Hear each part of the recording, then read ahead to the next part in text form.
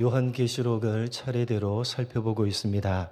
오늘 본문의 말씀은 일곱 나팔에 대한 내용 가운데 세 번째 나팔에 관한 내용입니다. 이 요한계시록은 그 전체를 내용상 크게 다섯 부분으로 나눌 수가 있다고 말씀드렸습니다. 그 다섯 부분은 이렇습니다. 1장은 서론에 해당하는 내용이고 첫 번째 부분은 2장과 3장입니다. 내용이 뭡니까? 일곱 교회들에 대한 내용입니다. 그리고 두 번째 부분이 4장부터 8장 5절까지이고 그 내용은 일곱 인을 떼는 내용이었습니다. 세 번째 부분은 오늘 본문인 8장 6절부터 15장까지 일곱 나팔에 관한 내용이고 네 번째 부분은 16장부터 18장까지 일곱 대접에 대한 내용, 그리고 마지막 다섯 번째 부분은 19장부터 마지막 21장까지 결론에 해당하는 부분으로 하나는 예수를 믿어 구원을 받은 사람들의 혼인잔치에 대한 내용이고 또 하나는 구원받지 못한 자들의 결말, 심판이 어떻게 될 것인지에 대한 내용입니다. 요한계시록은 이렇게 내용상 다섯 부분으로 나누어지는데 정리를 해보면 절대로 복잡하지가 않습니다. 우리는 이미 첫 번째 부분인 일곱 교회들에 대한 내용과 두 번째 부분인 일곱 인에 대한 내용을 차례대로 살펴보았고 지금은 세 번째 내용인 일곱 나팔에 대한 내용을 살펴보고 있는 것입니다. 우리가 알아야 되는 것은 계시록의 두 번째, 세 번째, 네 번째 부분인 일곱 인, 일곱 나팔, 일곱 대접의 내용은 각각 다른 내용이 아니라 같은 내용을 담고 있다는 사실입니다. 표현만 다르게 했을 뿐이지 사실은 같은 내용입니다. 무슨 말입니까? 첫 번째 내용인 일곱 교회들에 대한 내용은 종말의 기간, 그러니까 예수님이 승천하신 직후 초대교회 때로부터 예수님께서 재림하실 때까지의 그 전체 기간 동안 이 세상에 존재하는 교회들의 모습에 대한 내용입니다. 종말의 기간에 교회 공동체 안에 어떤 일들이 일어나게 되는가에 대해서 다루고 있는 말씀입니다. 종말의 기간, 이 지상에 존재하는 교회 공동체에 계속해서 또 얼마든지 일어날 수가 있는 일들에 대해서 다루고 있는 것이 계시록 2장과 3장 첫 번째 부분에 해당되는 내용입니다. 그리고 두 번째, 세 번째, 네 번째 부분인 일곱 인, 일곱 나팔, 일곱 대접의 내용은 표현 방식만 다르지 사실은 하나로 묶을 수가 있는 내용입니다. 어떤 내용입니까? 첫 번째 내용이 교회 공동체 안에서 일어나는 내용이었으니까 두 번째부터는 어디에서? 교회 공동체 밖 이 세상에서 일어나게 되는 일들입니다. 종말의 기간에 이 세상에서는 어떤 일들이 일어나는가에 대한 내용이 바로 일곱 인, 일곱 나팔, 일곱 대접이 가지는 내용입니다. 같은 내용을 반복하고 점층적으로 강조해서 다른 식으로 표현을 한 것입니다. 이렇게 지금 우리가 살펴보고 있는 일곱 나팔에 대한 부분은 앞서 살펴본 일곱 인과 마찬가지로 종말의 때에 이 세상에서 일어나는 일들에 대해서 기록하고 있는 내용입니다. 왜 하필이면 나팔이라는 표현을 사용했느냐? 구약 성경의 이 나팔이 어떤 용도로 사용되었는지를 한번 살펴보겠습니다. 두 군데만 살펴보도록 하겠습니다. 먼저 출애굽기 19장입니다. 나팔이라는 표현을 계시록이 사용하고 있는데 구약 성경에 나팔이 어떤 내용으로 사용되고 있느냐를 살펴보겠습니다. 두 군데만 살펴보도록 하겠습니다. 먼저 출애굽기 19장 16절로 19절 말씀입니다. 제가 16절 셋째 날 아침에 우레와 번개와 빽빽한 구름이 산 위에 있고 나팔 소리가 매우 크게 들리니 진중에 있는 모든 백성이 다 떨더라.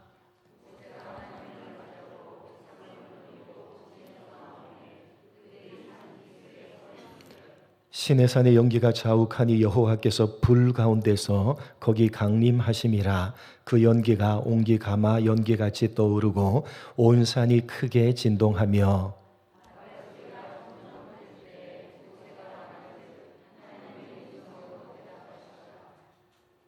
하나님께서 시내산에 강림하시는 장면인데 무슨 소리와 함께 강림하십니까? 나팔 소리와 함께 강림하십니다. 그러니까 이 나팔은 하나님께서 강림하실 때에 그 표시로서 부는 것입니다. 나팔의 또 다른 용도는 여호수아 6장 20절입니다. 여호수아 6장 20절 스크린을 보시고 한 목소리로 읽겠습니다. 시작.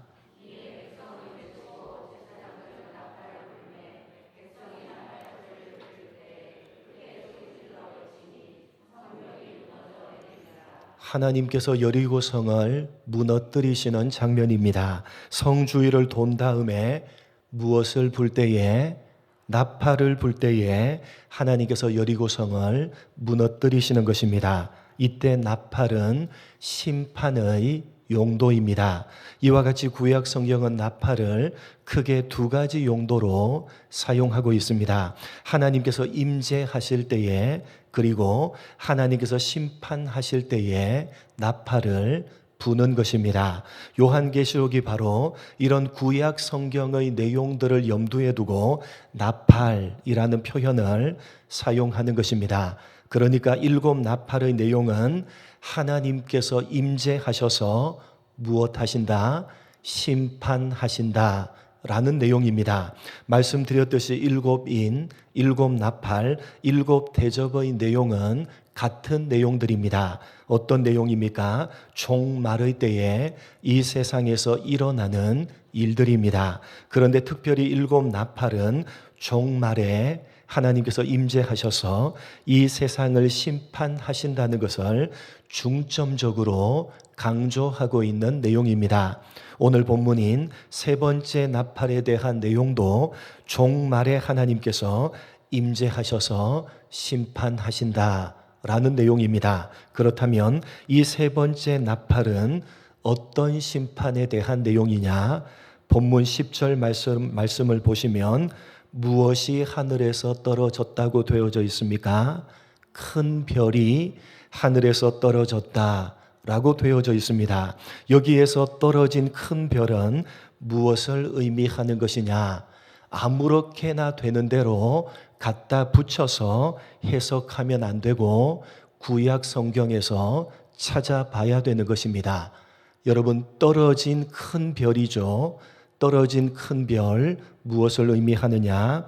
이사야 14장 12절로 15절에 떨어진 큰 별에 대한 내용이 나타나 있습니다. 한번 찾아서 확인해 보겠습니다. 오늘 본문에 나오는 떨어진 큰 별 무엇을 의미하고 기록된 것이냐? 이사야서 14장 12절로 15절입니다. 제가 12절 너 아침의 아들 계명성이여 어찌 그리 하늘에서 떨어졌으며 너 열국을 덮은 자여 어찌 그리 땅에 찍혔는고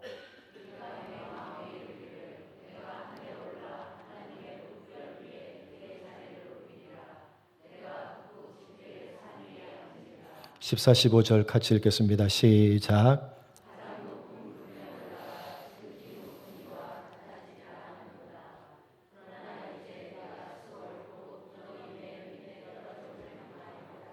여기 12절에 하늘에서 떨어진 큰 별이 등장합니다. 그 별의 이름이 무엇입니까?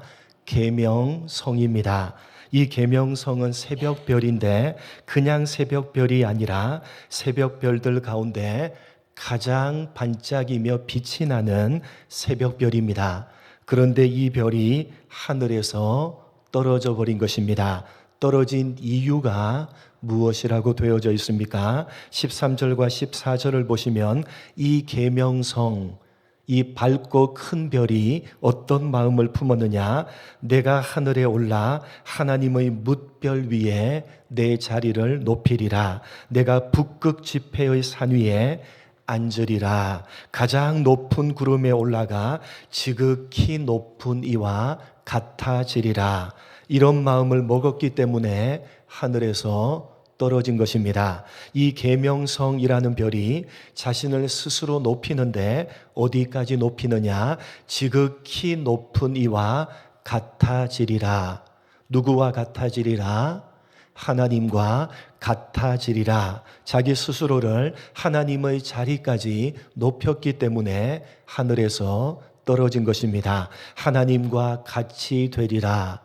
여러분 많이 들어본 표현 아닙니까? 창세기 3장을 보시면 인간이 최초로 죄를 범하게 된 결정적인 이유가 무엇 때문이었습니까? 사탄이 어떻게 유혹을 합니까? 선악을 알게 하는 나무의 실과를 따먹으면 누구와 같이 된다? 눈이 밝아져서 하나님과 같이 된다라는 말에 넘어가서 죄를 지은 것입니다. 그래서 죄의 가장 중요한 본질은 하나님과 같이 되고자 하는 마음입니다. 인간이 스스로를 높여서 하나님과 같이 되고자 했을 때 하나님의 심판을 받는 것입니다. 여러분, 새벽에 가장 빛나는 별인 계명성이 왜 하늘에서 떨어졌던 것입니까? 내가 가장 높은 구름에 올라가 지극히 높으신 이와 같아지리라. 그래서 하나님의 심판을 받아서 하늘에서 떨어진 것입니다. 오늘 세 번째 나팔의 내용이 바로 그 내용을 염두에 두고 기록하고 있는 것입니다. 종 마를 때에 이 세상에 자꾸만 어떤 현상들이 나타난다는 것입니까? 스스로를 높여서 하나님과 같이 되고자 하는 모습들이 종 마를 때에 나타난다는 것입니다. 그렇기 때문에 하나님께서 임하셔서 심판하실 수밖에 없다는 것입니다. 그래서 계시록 본문 10절에 이렇게 되어져 있습니다. 여러분 본문 10절 한번 읽겠습니다. 같이 읽겠습니다. 시작.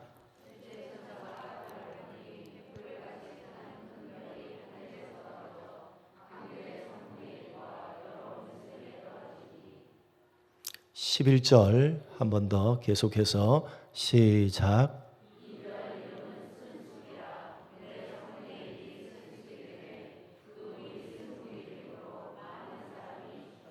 하늘에서 큰 별이 떨어졌는데 11절에 그 별의 이름을 무엇이라고 기록하고 있습니까? 쓴 쑥이라고 기록하고 있습니다. 이 쓴 쑥 역시 구약 성경에 나오는 내용입니다. 신명기 29장 17절로 21절 한번 확인해 보도록 하겠습니다. 이 별의 이름이 그래서 쓴 쑥이라 라고 하고 있는데 신명기 29장의 내용을 염두에 둔 것입니다. 29장 17절로 21절 말씀, 제가 17절, 너희가 또 그들 중에 있는 가증한 것과 목석과 은금의 우상을 보았느니라.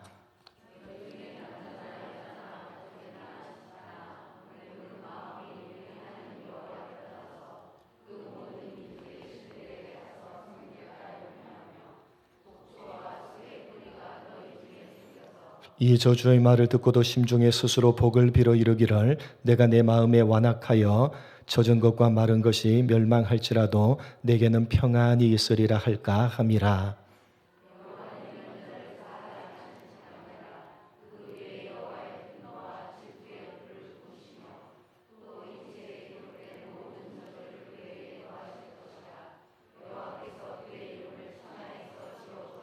같이 읽겠습니다. 여호와께서 곧 이스라엘 모든 지파 중에서 그를 구별하시고 이 율법책에 기록된 모든 언약의 저주대로 그에게 화를 더하시리라. 하나님께서 모세를 통해서 이스라엘 백성들에게 경고하신 말씀입니다. 무엇에 대한 경고입니까? 우상 숭배에 대한 경고입니다. 그 경고 가운데 쑥이 등장하고 있습니다. 18절을 보시면 이렇게 되어져 있죠. 너희 중에 남자나 여자나 가족이나 집하나 오늘 그 마음이 우리 하나님 여호와를 떠나서 그 모든 민족의 신들에게 가서 섬길까 염려하며 독초와 쑥의 뿌리가 너희 중에 생겨서 하나님을 떠나서 우상을 섬기는 것을 독초와 쑥이라고 표현을 한 것입니다. 이스라엘 백성들의 마음에 그러한 독초와 쑥이 생길까 염려가 된다라고 말씀하십니다. 만약에 그런 독초와 쑥, 다시 말해서 하나님을 떠나 다른 신들 즉 우상을 섬기면 하나님께서 저주하시고 심판하신다는 것입니다. 한 군데 더 찾아보겠습니다. 아모스 6장 12절로 14절입니다. 한 군데 더 아모스 6장 12절로 14절 제가 12절 말씀 먼저 읽겠습니다. 말들이 어찌 바위 위에서 달리겠으며 소가 어찌 거기서 밭을 갈겠느냐. 그런데 너희는 정의를 쓸개로 바꾸며 공의의 열매를 쓴 쑥으로 바꾸며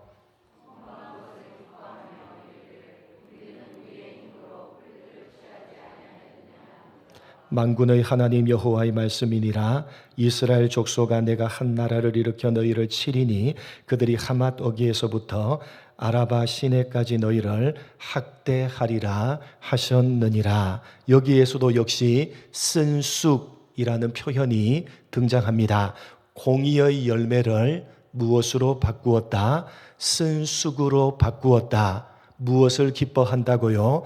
허무한 것을 기뻐한다 라고 되어져 있습니다. 다시 말해서 하나님의 공의를 버리고 허무한 것을 기뻐하는 것을 쓴 쑥으로 표현한 것입니다. 하나님의 공의보다 다른 것을 더 기뻐하는 것, 하나님보다 세상적인 허무한 것들을 더 기뻐하는 것, 그것을 가리켜서 무엇이라고 합니까? 우상 숭배라고 합니다. 그래서 아모스서에도 역시 이런 자들, 하나님의 공의보다 쓴 쑥, 즉 세상적인 허무한 것들을 더 기뻐하는 자들, 우상 숭배하는 자들을 하나님께서 학대하리라 라고 심판을 선언하시는 것입니다. 살펴본 것과 같이 오늘 세 번째 나팔의 내용은 우상 숭배에 대한 하나님의 심판을 가리키는 것입니다. 종말의 때에 하나님께서 임하셔서 세상을 심판하시는데 그 결정적인 이유가 바로 스스로를 높이며 하나님보다 다른 것들을 더 사랑하고 다른 것들을 더 기뻐하는 우상 숭배 때문이라고 말씀하시는 것입니다. 종말의 때에 이 세상의 어떤 모습들이 가장 많이 나타나느냐? 사람들이 하나님보다 우상을 쫓아서 살아가는 모습입니다. 하나님보다 우상을 더 기뻐하면서 살아가는 모습, 종말의 그런 우상 숭배의 모습들이 계속해서 많이 나타나게 될 것이고, 그래서 결국은 하나님께서 임하셔서 세상을 심판하실 수밖에 없게 될 것이라고 이 세 번째 나팔을 통해서 말씀하시는 것입니다. 여러분, 우상 숭배가 뭡니까? 우상 숭배를 단순하게 돌이나 나무로 깎아서 만들어 놓고 그 앞에 절하고 그 앞에서 비는 것이라고 생각하지 마시기 바랍니다. 우상 숭배란 어떤 행동을 하기 전에 먼저 마음의 문제입니다. 이 마음에 독초와 쑥이 생겨서 자라나는 것입니다. 하나님보다 세상적인 허무한 것들을 더 기뻐하고 좋아하는 마음이 이 마음에 자꾸만 생기는 것입니다. 그래서 하나님을 위해서 살기보다는 세상적인 것들을 위해서 살아가 버리는 것입니다. 하나님 앞에서는 하나님을 제일 기뻐하고 좋아하는 것처럼 슬쩍 눈속임을 하고서는 정작 살아갈 때는 세상의 것들을 더 많이 가지고 더 많이 누리기 위해서 하나님을 잊어버리고 살아가는 것입니다. 여러분, 우상 숭배가 하나님 이외에 부처를 찾아가고 알라를 찾아가고 돌이나 나무를 깎아 만들어 놓고 그 앞에 절하고 무당을 찾아가고 죽은 자에게 제사할 때에 절하고, 여러분, 그런 것이 우상 숭배라면 지키기가 쉽습니다. 그러나 그런 것들은 너무나도 1차원적인 우상 숭배입니다. 부처나 알라를 찾아가지 않고 무당을 찾아가지 않고 하나님 앞에 나온다고 해서 죽은 자를 제사할 때에 그 앞에서 절을 하지 않는다고 해서 나는 우상 숭배에서 자유롭다라고 생각하지 마시기 바랍니다. 여러분, 우상 숭배는 그렇게 행동하는 것보다도 더 근본적인 마음의 문제를 이야기하는 것입니다. 골로새서 3장에 이렇게 되어져 있습니다. 골로새서 3장 5절 6절 두 절 말씀 함께 읽겠습니다. 시작.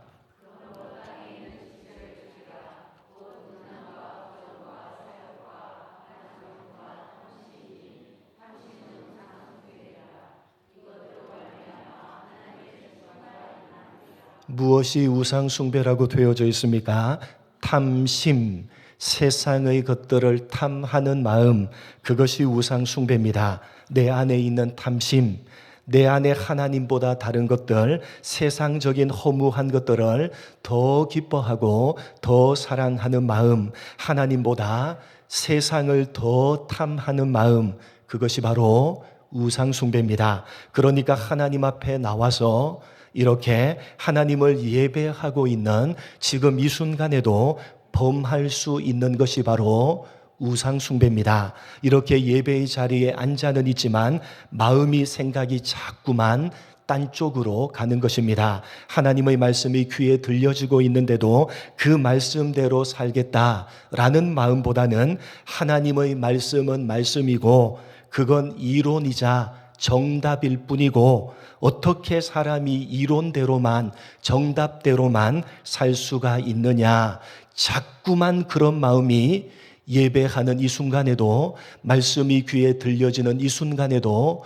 우리 마음의 독초와 쑥과 같이 자꾸만 생겨나는 것입니다. 자꾸만 세상적인 욕심이 마음에 생기는 것입니다. 이 세상에서 더 많은 것들을 가지고 싶고 더 누리면서 살고 싶은 세상을 향한 욕심이 자꾸만 내 마음에 생기는 것입니다. 우리 모두가 죄인이기 때문에 그런 마음이 생기는 것은 어쩔 수 없다 손 치더라도 그런 마음과 싸울 생각조차 하지 않는 것입니다. 오히려 그런 마음을 지극히 당연한 것으로 생각하고 그러한 세상적인 욕심을 따라서 살아가 버리는 것입니다. 심지어는 하나님을 내가 가진 세상적인 욕심을 이루기 위한 수단으로 이용해 버립니다.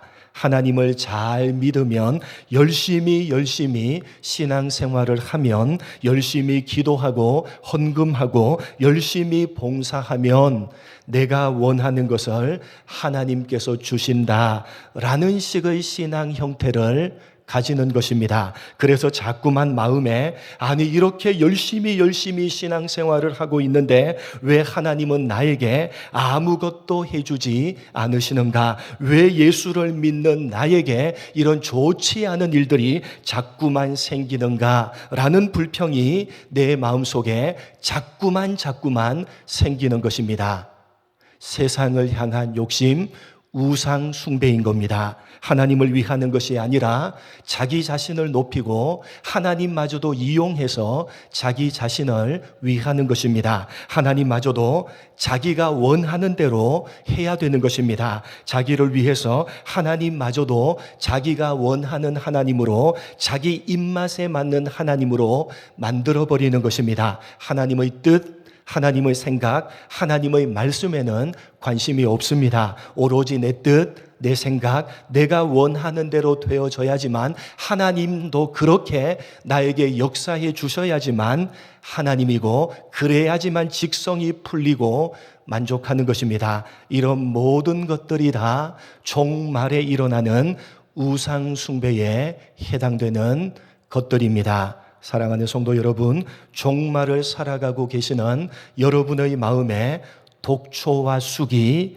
자라나고 있는 것은 아닌지 스스로를 살펴보시기 바랍니다. 하나님보다 세상의 것들을 더 사랑하면서 오로지 나 자신을 높이고 하나님마저 내가 원하는 대로 나의 입맛을 맞추어 줄 하나님으로 부리고 있는 것은 아닌지, 하나님의 뜻, 하나님의 말씀에는 전혀 관심이 없고 내 욕심을 위해서 하나님마저도 이용하고 있는 것은 아닌지, 하나님이 여러분이 원하는 대로 움직여주지 않아서, 여러분이 원하는 것을 주시지 않아서 여러분의 마음과 입술에 감사가 사라지고 있고 불평과 불만으로 가득 차 있는 것은 아닌지 스스로의 신앙을 점검하시기 바랍니다.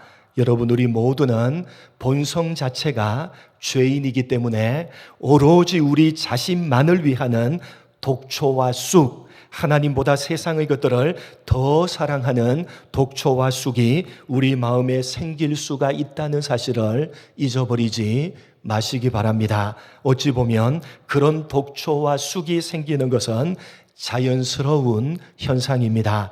그러나 여러분, 그러한 독초와 쑥이 자리를 잡고 우리 마음 가운데 마음껏 자라나게 해서는 안 될 것입니다. 여러분, 지금 우리는 종말의 때를 살아가고 있습니다. 시시때때로 여러분의 마음에 생겨나는 독초와 쑥, 그것과 치열하게 싸워 가시기 바랍니다. 여러분, 예배하는 이 순간에도 여러분 마음속에 생겨나고 자라나고 있는 독초와 쑥을 뽑아버리시기 바랍니다. 그런 것들이 여러분의 마음에 자리 잡지 못하도록, 자라지 못하도록 날마다 뽑아버리시고 또 뽑아버리시기 바랍니다.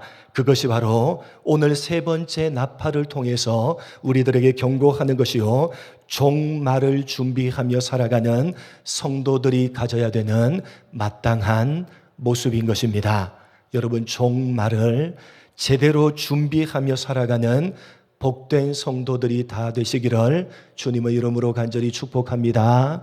하나님 아버지, 오늘 세 번째 나팔의 내용을 통해서 우리들에게 경고하시는 이 내용을 가슴 깊이 새기는 우리가 되게 하여 주옵소서. 종말의 때에 하나님보다 스스로를 더 높이며 하나님보다 세상의 것들을 더 사랑하며 하나님, 그런 우상 숭배의 독초와 쑥이 우리 마음에 생겨나고 자라나서 하나님을 섬긴다고 하면서도 오히려 하나님을 이용해서 세상의 것들을 가지려고 하는 데까지 나아가게 된다는 것을 오늘 말씀을 통해서 우리들에게 경고하시니 그것을 가슴에 새기며 이 종말의 때 우리 마음에 생겨나고 자라나는 이 독초와 쑥 날마다 뽑아버리며 살아가는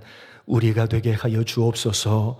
비록 죄인인 우리 마음에 그 독초와 쑥이 날마다 시시때때로 예배하는 이 순간에도 생겨나지만 그것이 자리 잡지 못하도록, 그것이 더 이상 자라지 못하도록 날마다 뽑아낼 줄 아는 우리 모두가 될 수 있도록 은혜 베풀어 주옵소서. 이 종말의 때를 살아가고 있음을 기억해 하시고 이 종말의 때를 제대로 믿는 자로 준비하며 살아가는 복된 성도들이 다 될 수 있도록 은혜 베풀어 주옵소서. 감사하오며 예수님의 이름으로 기도드립니다. 아멘.